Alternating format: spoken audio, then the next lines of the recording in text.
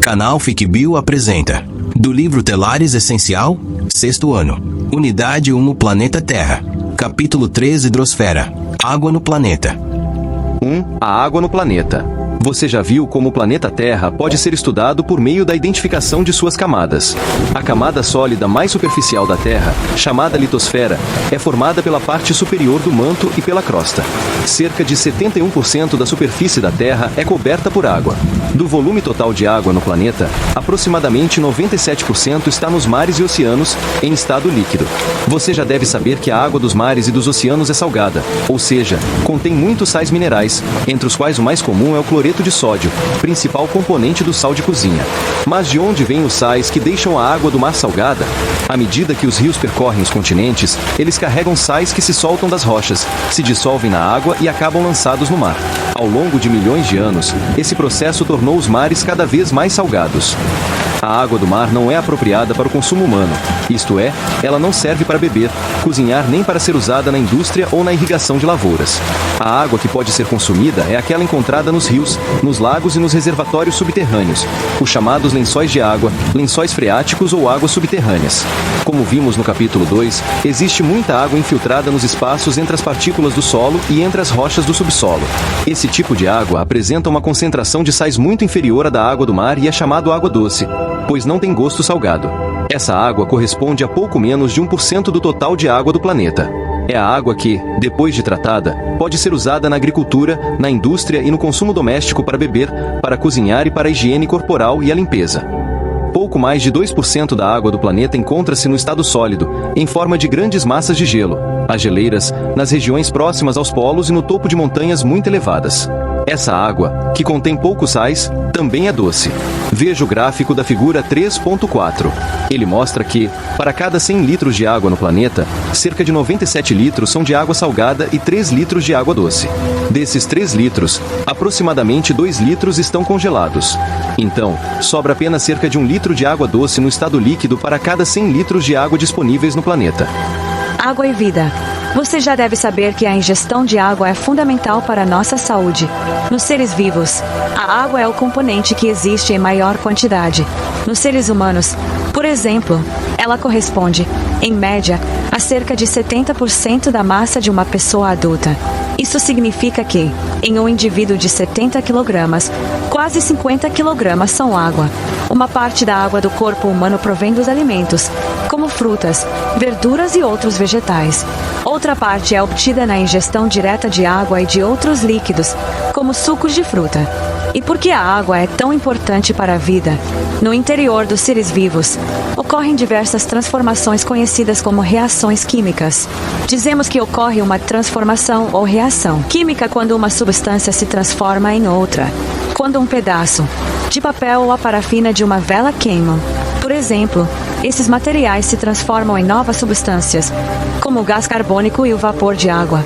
Em um organismo vivo, a maioria das transformações químicas só acontece quando as substâncias estão dissolvidas em água e, sem essas transformações químicas, não há vida. A água também transporta substâncias pelo interior do corpo dos seres vivos. No corpo humano, por exemplo, o sangue transporta várias substâncias dissolvidas na água. E muitas substâncias, em excesso ou prejudiciais ao organismo, são eliminadas na urina, também dissolvidas em água. Além disso, você já reparou como as pessoas transpiram mais em dias quentes? Em alguns animais, incluindo o ser humano, a água ajuda a regular a temperatura do corpo pela evaporação do suor. Quando o suor sobre a pele evapora, perdemos calor, o que evita que a temperatura do corpo aumente muito. É fundamental beber uma quantidade adequada de água para repor a que foi eliminada na urina e perdida na transpiração. Quanto maior é a temperatura e quanto mais seco está o ambiente, maior é a perda de água pela transpiração. A água doce no Brasil. As principais fontes de água doce para consumo humano são os rios, os lagos e os lençóis de água, ou freáticos. No Brasil, existem regiões com muitos rios, como a região norte, mas isso não acontece em outras partes do país ou em outros países. O Brasil tem em torno de 12% do total de água doce superficial, a água de rios e lagos, do planeta. Além disso, possui uma das maiores reservas de água doce subterrânea do mundo, o aquífero Guarani, que está localizado a uma profundidade entre 50 metros e 1.500 metros. Assim como acontece em outras regiões do planeta, no Brasil a distribuição de água doce não é uniforme. Enquanto há muita água em lugares com poucos habitantes, existem áreas populosas que ficam distantes de rios e lagos. Analise os dados da tabela da figura 3.7 e veja como eles ficam no gráfico de barras da figura. 2. Mudanças de estado físico. Você já reparou que, em um dia quente, um sorvete começa a derreter logo, depois de ser retirado do congelador? Isso ocorre porque a água que o compõe passa do estado sólido, gelo, para o estado líquido. Essa mudança do estado sólido para o estado líquido é conhecida como fusão. Os processos de mudança de estado não ocorrem apenas com a água, mas com qualquer substância. Então, o que você faz quando precisa que uma porção de água passe do estado líquido para o sólido? Quando precisamos de gelo, por exemplo, basta colocar água no congelador e depois de um tempo, ela estará no estado sólido. Essa mudança de estado é chamada solidificação. Agora pense em outras situações em que a mudança de estado físico pode ser observada em uma cozinha.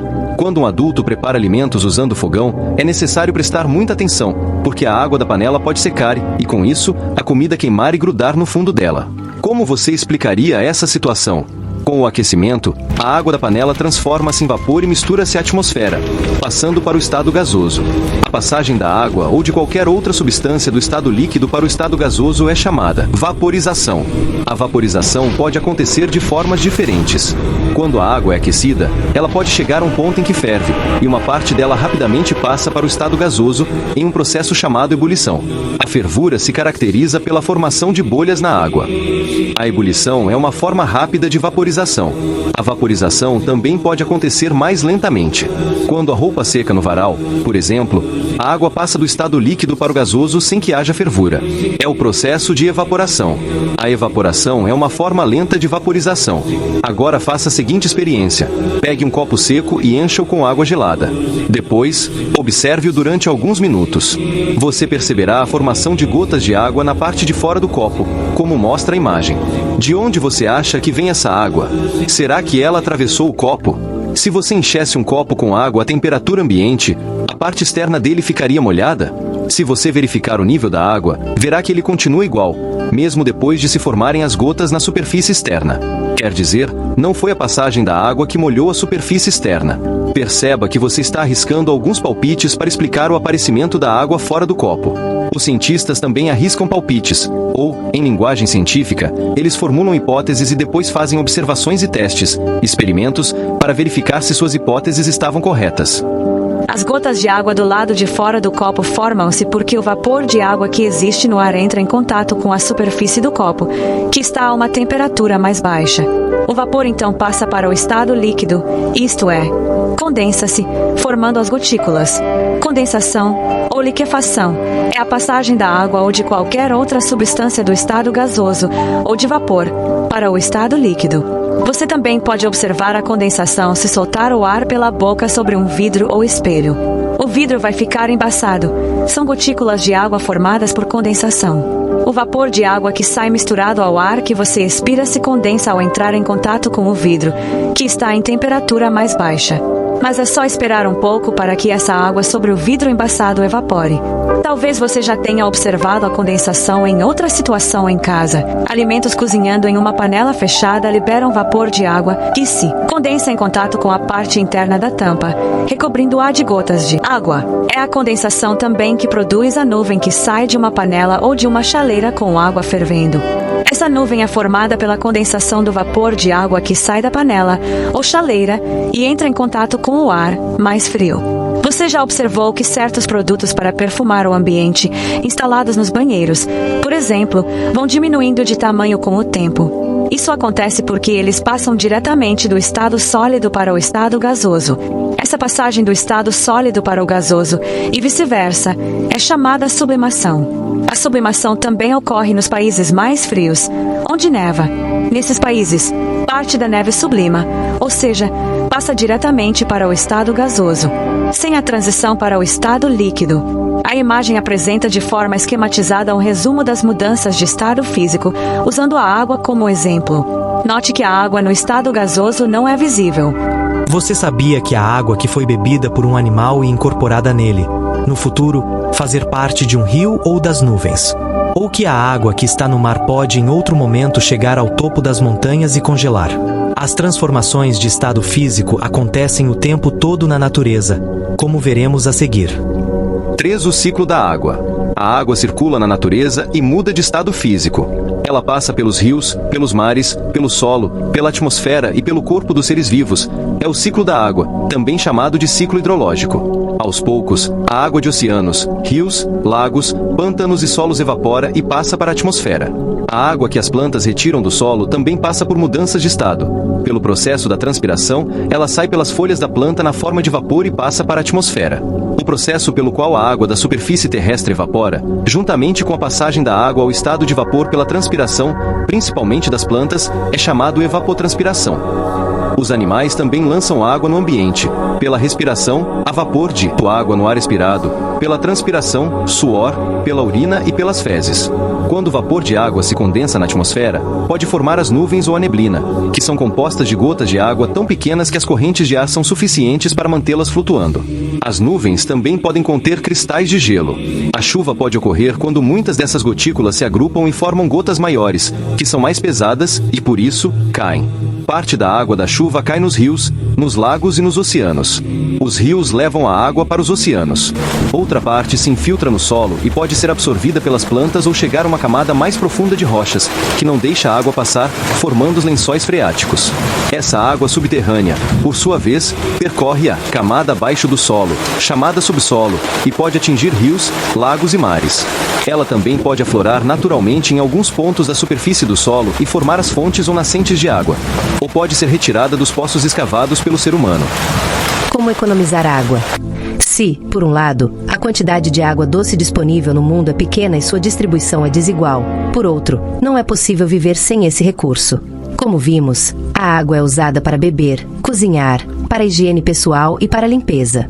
Além disso, tudo que é produzido no campo e nas indústrias depende do uso de água.